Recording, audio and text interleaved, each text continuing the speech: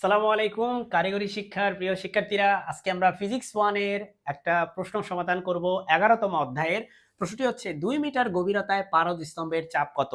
তোমরা জানো যে পারদ হচ্ছে আসলে, আমি একটু মার্কারটা নিয়ে নিই, দাঁড়াও।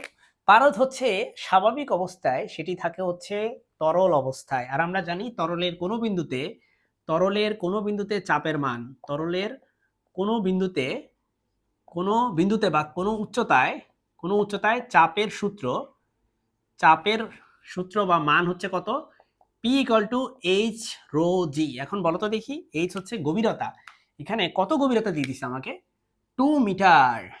2 মিটার, হ্যাঁ, 2 মিটার যাই হোক, সরি দুষ্টামি করলাম। 2 মিটার দেওয়া আছে। এখন রো রো মানে হচ্ছে পারদের ঘনত্ব, তাই না? পারদের ঘনত্ব হচ্ছে 13,600 কেজি পার মিটার কিউব। ওকে, এটা মুখস্থ রাখতে হবে কিন্তু, কারণ দেওয়া নাই, দেখতেই পাচ্ছ। জি এর মান হচ্ছে মুখস্থ করবা 9.8 মিটার পার সেকেন্ড ইনভার্স 2। এবার একটা ক্যালকুলেটর নিয়ে সাই করে অ্যান্সারটা বের করবা। এটা তোমাদের সংক্ষিপ্ত প্রশ্ন আকারে এসেছিল এবং ভবিষ্যতে আসবে। আমি এটা ক্যালকুলেটর ইউজ করতেছি, 2 ইন্টু 13,600, তোমরা ক্যালকুলেটর ইউজ করে করতে পারো, ইন্টু 9.8। সো আমাদের উত্তর হচ্ছে 2.66 into 10 to the power 5, 2.66 into 10 to the power 5, 2.67 into 10 to the power 5। দেখো, চাপের একক হচ্ছে প্যাসকেল, ঠিক আছে?